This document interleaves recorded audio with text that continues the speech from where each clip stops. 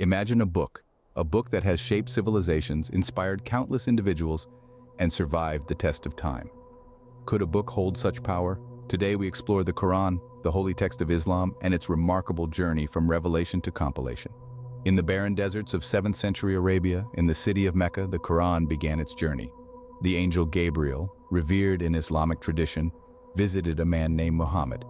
The angel did not come with a physical book, but with words, divine words that would later form the Quran. These revelations, profound and poetic, occurred over a span of 23 years. The revelations were not given in the order we find them in the Quran today. The first words revealed were not the first verse of the first chapter, but from chapter 96, verse 1, which translates as, "Read in the name of your Lord who created." The revelations were given in response to the situations and challenges faced by Muhammad and his followers. Imagine the solitude of a cave, the quiet of the desert night, interrupted by the presence of a celestial being.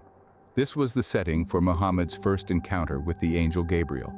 The angel did not appear with a grand entrance, but instead, he came with a simple command: "Read."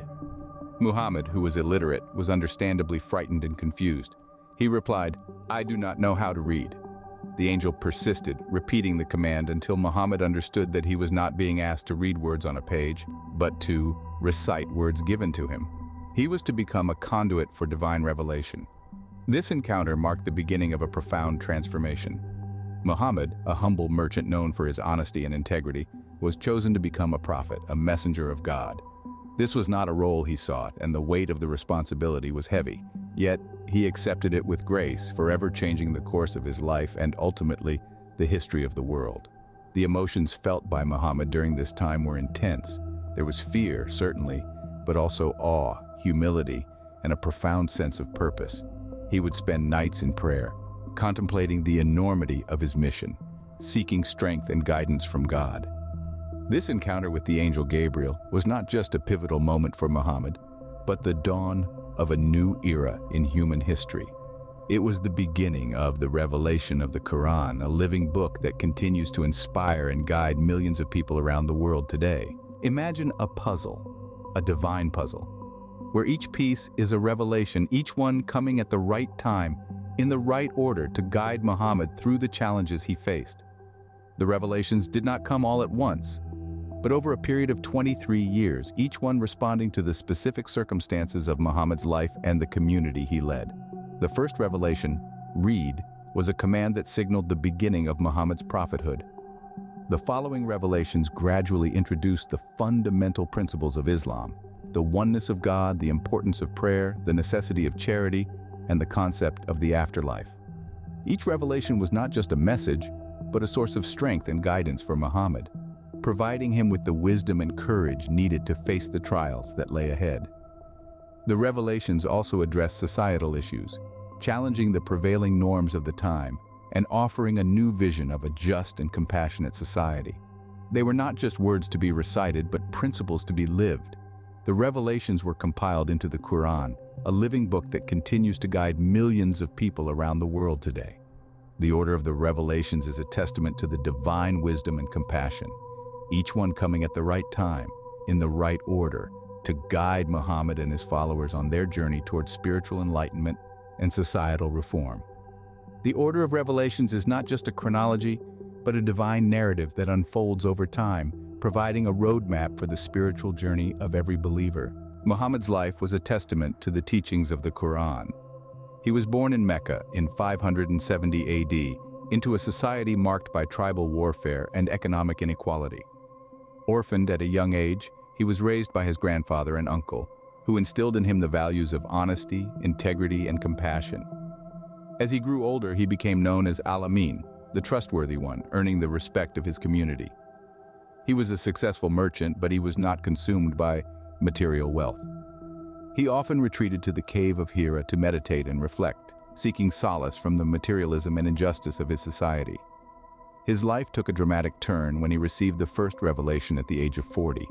This marked the beginning of his prophethood, a journey that would transform him from a respected merchant to the leader of a spiritual revolution. Despite facing persecution and hardship, he remained steadfast in his mission, embodying the principles of the Quran in his actions and interactions. He treated everyone with kindness and respect, regardless of their status or beliefs.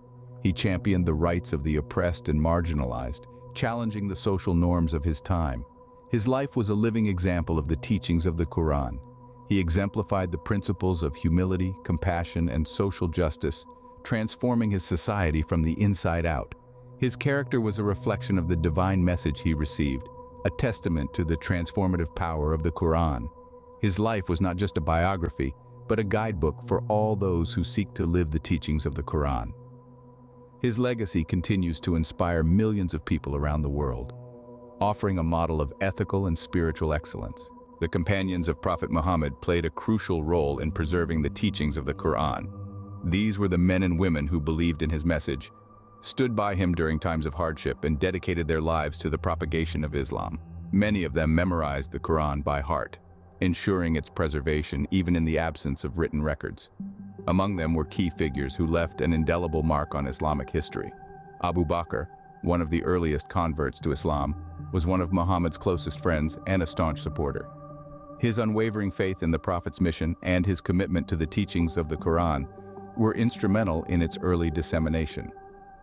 Umar ibn al-Khattab, another close companion, was known for his strong sense of justice. His time as the second caliph saw the expansion of Islam beyond the Arabian Peninsula. His governance, deeply influenced by the teachings of the Qur'an, set the benchmark for just and fair leadership. Uthman ibn Affan, a wealthy merchant, used his resources to support the Prophet and the Muslim community. He is best remembered for commissioning the first official written version of the Qur'an, ensuring its authenticity and uniformity. Ali ibn Abi Talib, cousin and son-in-law of Muhammad, was raised in the Prophet's household and absorbed the Qur'an's teachings from a young age.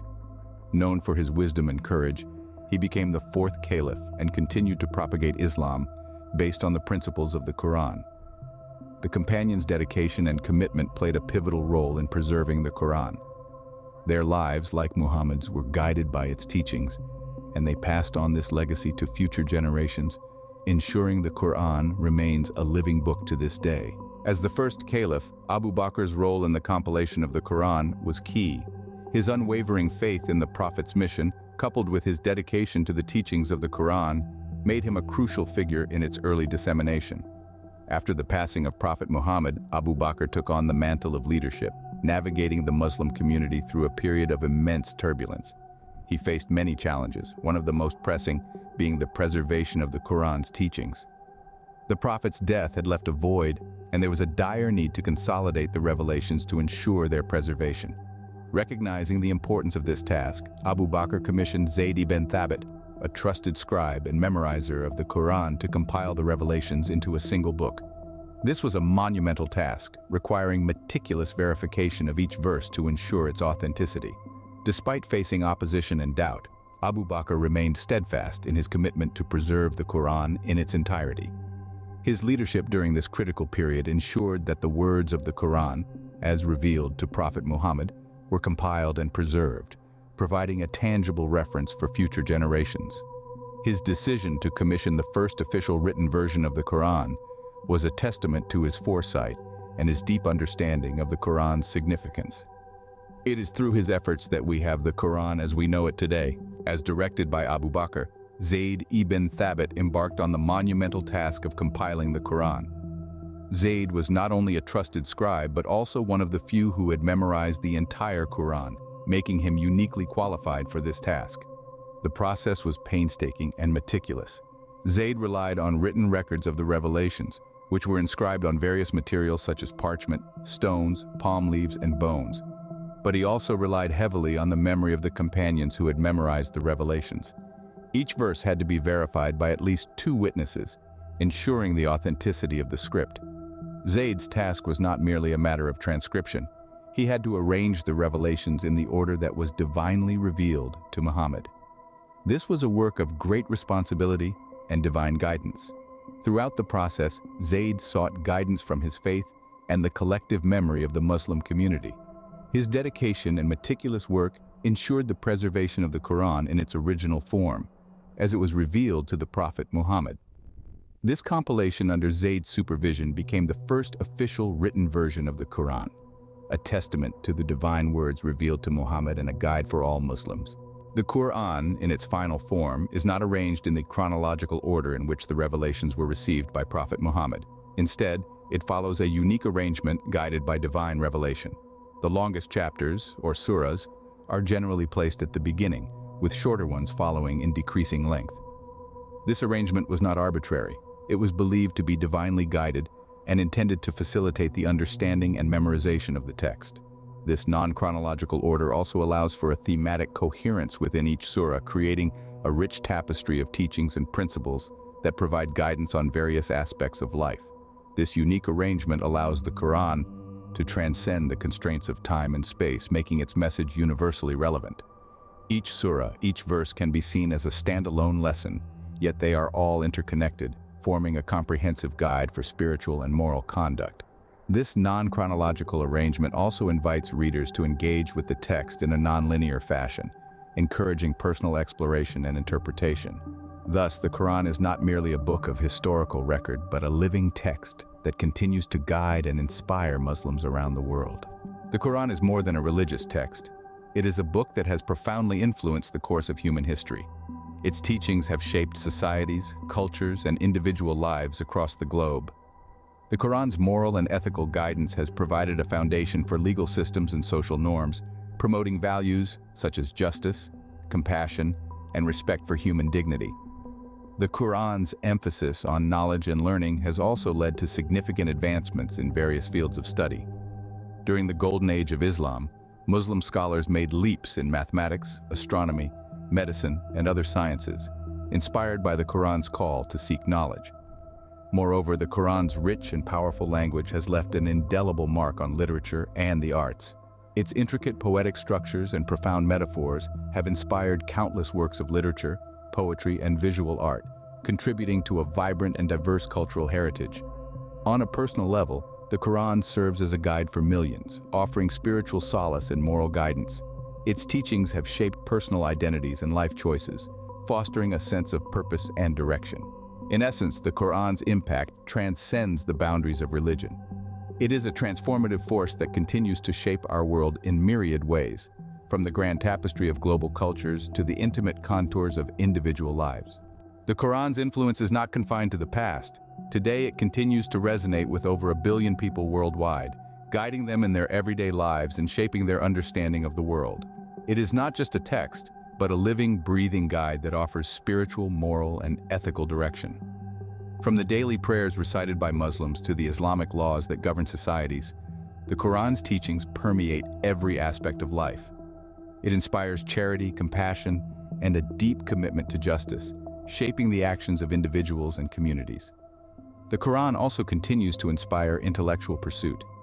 Scholars and academics around the world delve into its texts, seeking to unravel its profound wisdom and draw insights that are relevant to contemporary issues.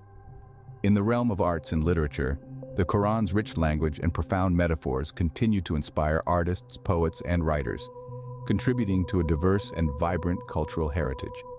At a personal level, the Quran provides solace and guidance, offering a roadmap for individuals navigating the complexities of life. Its teachings foster a sense of purpose, instilling values that guide personal decisions and life choices. In essence, the legacy of the Quran is a testament to its enduring relevance and transformative power. It continues to be a beacon of light, guiding humanity towards a path of wisdom, compassion, and justice. The Quran was not just a book to be read, but a book to be lived. Muhammad, believed by Muslims to be the final prophet, exemplified the teachings of the Quran in his life, providing a living interpretation of the text. His followers, the companions, memorized and recorded these revelations, preserving them for future generations. The compilation of the Quran into a single book did not occur during the life of Muhammad, but under the rule of the first caliph, Abu Bakr. The task was entrusted to Zayd ibn Thabit, a young man who had been close to Muhammad and had memorized the entire Quran. Zayd, along with a group of companions, gathered the verses from various materials such as bones, leaves, and the hearts of men. The Quran we have today is the result of this painstaking effort. It is arranged not chronologically, but roughly from longest to shortest chapter. Each chapter, or surah, is a distinct unit addressing a variety of themes and subjects. Despite the non-chronological order, Muslims believe that the arrangement itself was guided by divine intervention. To summarize, the Quran's journey begins with the prophetic revelations to Muhammad over a span of 23 years. It was lived and memorized by his followers, and later compiled under the first caliph, Abu Bakr. The Quran we have today is a testament to this remarkable process, a book that continues to inspire and guide over 1 billion people worldwide. The Quran is not just a book, it's a living tradition, a guide, a source of inspiration, and much more. It's a testament to the resilience of faith, the power of words, and the enduring legacy of a man and his divine mission. This journey of the Quran, from revelation to compilation, is a journey that continues to shape the course of human history.